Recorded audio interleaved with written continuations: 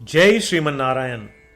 जो टिप्पणी मैं देने जा रहा हूं वह रामानुज दास श्रीमन गट्टू वेणुगोपाल स्वामी द्वारा दी गई है।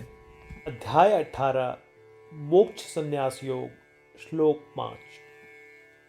यज्ञदान तपः कर्म न त्याज्यं कार्यं एव तत् यज्ञोदानं तपश्चैव पावनानि मनीषिणाम्।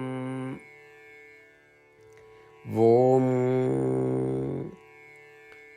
गीताचार्य श्री कृष्ण परमात्मा अर्जुन के साथ हम सभी को मोक्ष संन्यास योग सिखा रहे हैं। परमात्मा कह रहे हैं, अर्जुन, यज्ञ, दान और तपस्या को कभी नहीं छोड़ना चाहिए। उन्हें अवश्य करना चाहिए, क्योंकि यज्ञ, दान और ध्यान उन लोगों के लिए भी शुद्धि के साधन है जो कर्मों के बंधन से मुक्त होना चाहते हैं।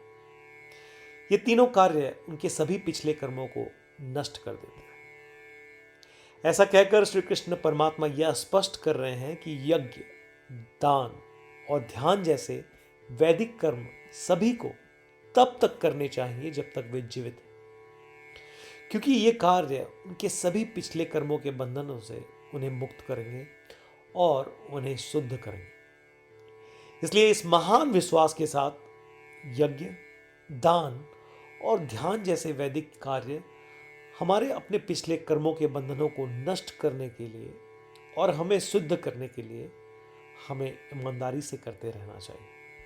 श्रीमन नारायण को प्राप्त करना हमारे जीवन का लक्ष्य बनाते हुए और केवल श्रीमन नारायण की शरण में जाते हुए आइए हम श्री कृष्ण परमात्मा के शब्दों को श्लोक के रूप में दोहराएं। यज्ञदान तपः कर्म न त्याज्यं कार्यमेव तत् यज्ञोदानं तपश्चैव पावनानि मनीषिणाम्। श्रीमद् भगवद गीता का संपूर्ण सार श्री कृष्ण परमात्मा द्वारा अध्याय 18 श्लोक 65 से 70 में 8 कार्य करने के लिए दिया गया है। श्री कृष्ण कहते हैं, मुझे वे लोग पसंद है जो इन 8 बातों का पालन करते हैं। मैं उन भक्तों की हर प्रकार से रक्षा करूंगा। श्री कृष्ण परमात्मा द्वारा बोली गई संपूर्ण भगवद गीता को सुनने के बाद अर्जुन कहते हैं, करिष्ये वचनम तव, जिसका अर्थ है, कृष्ण, मैं वैसा ही करूंगा जैसा आप कहेंगे। यही कारण है कि श्री कृष्ण ने अर्जुन को सभी प्रकार की सफलताएं और जीत प्रदान की है। आइए परमात्मा को वचन दे कि हम इन 8 कर्मों का पालन करेंगे। ऐसी कोई पूजा, तप या यज्ञ नहीं है जो परमात्मा को यह शब्द देने से बढ़कर हो। मैं कहूंगा कि ये 8 प्रतिज्ञाएं हमें करनी चाहिए। कृपया आप सभी इन्हें अपने दिल और दिमाग में सोचें। इस प्रकार श्री कृष्ण को अपना वचन देते हुए आइए हम सभी श्री कृष्ण के सुंदर चेहरे को खुशी से चमकते हुए देखें और आनंद का अनुभव करें।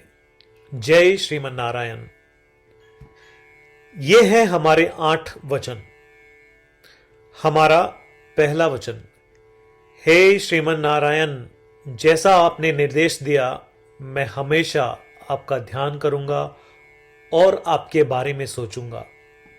हमारा दूसरा वचन, हे श्रीमन नारायण, जैसा कि आपने सलाह दी मैं हमेशा आपका भक्त रहूंगा।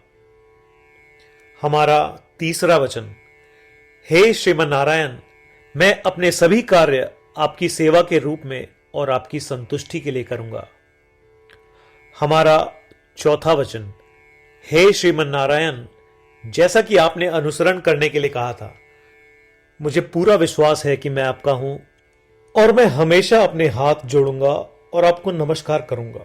हमारा पांचवा वचन, हे श्रीमन नारायण, मुझे आपके शब्द मामेकम शरणम व्रज याद आते हैं, जो आपने सिर्फ और सिर्फ आपको ही समर्पण करने को कहा था। श्रीमन नारायण, मैं केवल आपके प्रति समर्पण करता हूं। हमारा छठा वचन, हे श्रीमन नारायण, मुझे आपके शब्द मां सुचह याद आते हैं कि आप हमें शोक न करने का आश्वासन दे रहे हैं। मैं अब शोक नहीं करूंगा। हमारा सातवां वचन, हे श्रीमन नारायण, आपने हमारे लिए श्रीमद् भगवत गीता देकर हम सभी पर कृपा की है और आशीर्वाद दिया है। मैं कम से कम एक श्लोक पढ़ने या सुनने का वादा करता हूं। हमारा आठवां वचन, हे श्रीमन नारायण, आपने सारी मानवता को गीता प्रदान की। मैं गीता में आपके दिव्य शब्दों को उन भक्तों तक फैलाने का प्रयास करूंगा जो गीता से अपरिचित हैं। हमने अभी अभी परमात्मा को 8 वचन दिए हैं।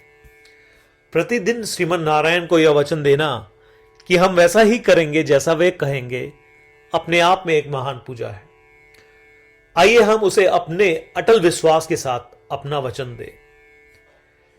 श्रीमन नारायण करिष्ये वचनम तव, जिसका अर्थ है, श्रीमन नारायण, मैं आपके निर्देशों के अनुसार कार्य करूंगा। सर्वम श्री कृष्णार्पणमस्तु। जय श्रीमन नारायण। यज्ञदान तपः कर्म न त्याज्यं कार्यं एव तत् यज्ञोदानं तपश्चैव पावनानि मनीषिणाम्। ॐ यज्ञदानतपः कर्म न त्याज्यं कार्यमेव तत् यज्ञोदानं तपश्चैव पावनानि मनीषिणाम्।